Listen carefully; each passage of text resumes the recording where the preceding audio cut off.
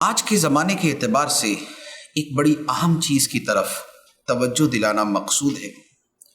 وہ یہ ہے کہ دنیا میں سب سے بڑی نعمت اور سب سے قیمتی شے ہمارا ایمان ہے۔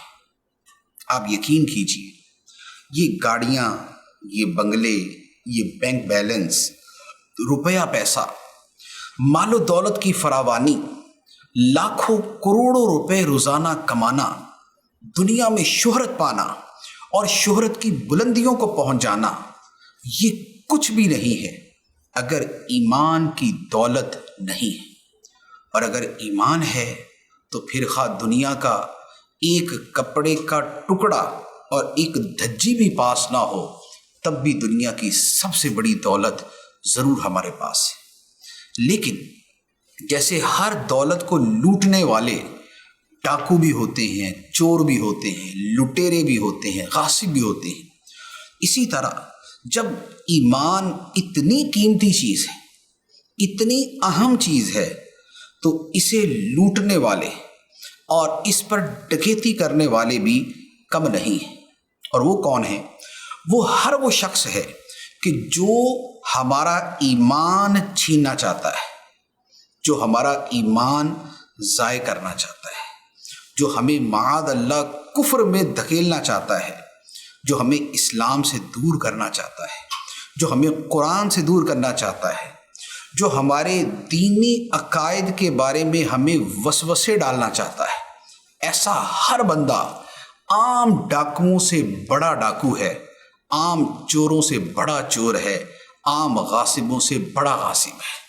اور اس میں سب سے بڑا جو مجرم اور جو ڈاکو ہے وہ شیطان ہے، اور جو اس کا گینگ ہے، جو اس کے پیروکار ہیں، جو اس کے نیچے وہ افراد ہیں کہ جو دن رات ہمارے ایمان پہ حملہ کرتے ہیں، وہ سارے کے سارے ہمارے دشمن ہیں۔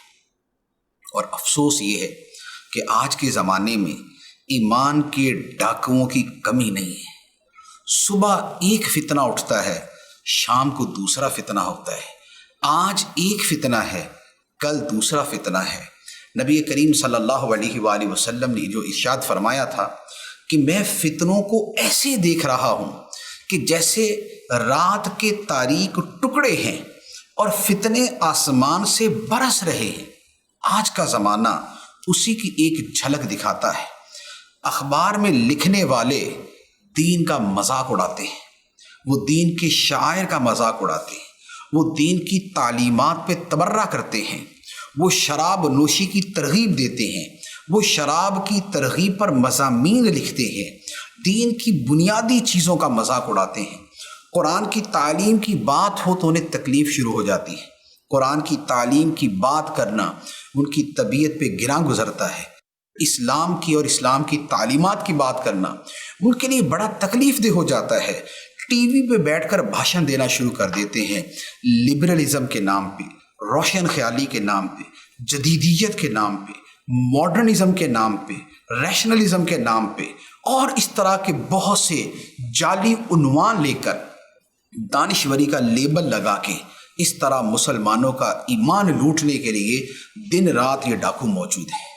اخباروں میں لکھ رہے ہیں، میگزین میں لکھ رہے ہیں، وہ فیس بک پر موجود ہیں، وہ آپ کو دیگر ذرائع سے میسیجز کرنے والے ہیں، وہ کتابیں لکھنے والے ہیں، وہ فلمیں بنانے والے ہیں، وہ اسلام مخالف ڈرامے بنانے والے ہیں، وہ حیا ختم کرنے والے کام کرنے والے ہیں، اور وہ رنگ برنگے ٹاپکس چھیڑ کر اس پر دنیا بھر کے دین دشمنوں کو بلا کر دعوت فکر اور دعوت گفتگو دینے والے ہیں۔ یہ سب لوگ ہمارے ایمان کے دشمن ہیں، یہ سب ہمارے ایمان کے پیچھے ہیں، کوئی دانستہ اور کوئی نادانستہ۔ لہٰذا ایمان جیسی قیمتی دولت کو کبھی اپنے ہاتھ سے نہ جانے دیں، نہ ایسے لوگوں کو پڑھیں نہ سنیں۔ آج کل جو وتیرہ بنا ہوا ہے کہ جناب جو چاہیں پڑھ لیں، جو چاہیں سن لیں، فیس بک پہ جا کے جس کا چاہیں کلپ دیکھ لیں، ایسا نہیں ہے۔ ہمارا دین ایسی کھلی چھوٹ ہمیں نہیں دیتا۔ ہمارا دین ہمارا خیر خواہ ہے، وہ ہمارا ایمان بچانا چاہتا ہے، ہمارے قرآن نے، ہمارے خدا نے ہمیں پہلے بتا دیا کہ ایمان کیا ہے.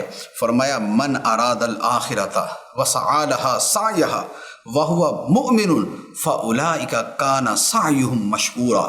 فرمایا کہ جس نے آخرت کا ارادہ کیا اور اس کے لیے زبردست کوشش کی اور ہو ایمان والا، تو اس کی کوشش کی قدر کی جائے گی، اس کے نیک اعمال کی قدر کی جائے گی، اسے بدلہ دیا جائے گا. آخرت کا ارادہ بھی ہے، آخرت کے لیے کوشش بھی ہے، اور وہ کوشش بھی زبردست کوشش ہے. لیکن خدا نے شرط کیا رکھی ہے کہ دنیا میں کوئی بھی اچھا عمل کیا، آخرت میں اس کی جزا تب ملے گی وَهُوَ مُؤْمِنٌ، جب وہ ایمان والا ہوگا. ایمان نہیں تو سب اعمال برباد ہیں. لہٰذا دیگر جتنے مرضی نیک اعمال کرتے رہیں، اور کرنے چاہیے اور کرنے کا حکم ہے، لیکن ایمان بڑا نازک معاملہ ہے. آج کوئی سائنس کے نام پہ دین، ایمان، اسلام اور اسلامی تعلیمات کا مذاق اڑاتا ہے.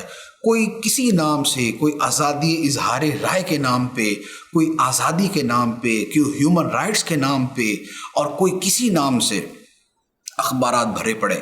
اخبارات پڑھتے ہیں، ایک اور ہی دنیا نظر آتی ہے. ٹی وی دیکھتے ہیں، اس میں پروگرام کرنے والے کچھ اور ہی بولی بول رہے ہیں. لہٰذا ایمان کی فکر کریں، ایمان کی قدر کریں. جو ایمان دشمن ہیں، نہ انہیں سنیں، نہ انہیں دیکھیں، ان کی شکل تک نہ دیکھیں، اور اپنے آپ کو دیندار لوگوں سے جوڑ کے رکھیں. الحمدللہ جیسے دعوت اسلامی ہے، جیسے علماء اہل سنت ہیں، اپنے آپ کو ان سے وابستہ رکھیں گے تو ایمان بچا رہے گا. اور اگر ادھر ادھر ہر طرف منہ مارنے کی عادت رہی تو کسی بھی جگہ ایسا غلط منہ پڑے گا کہ منہ ہی باقی نہیں رہے گا. لہٰذا اس کی بہت زیادہ فکر کریں. اللہ تعالی ہمیں عمل کی توفیق عطا فرمائے.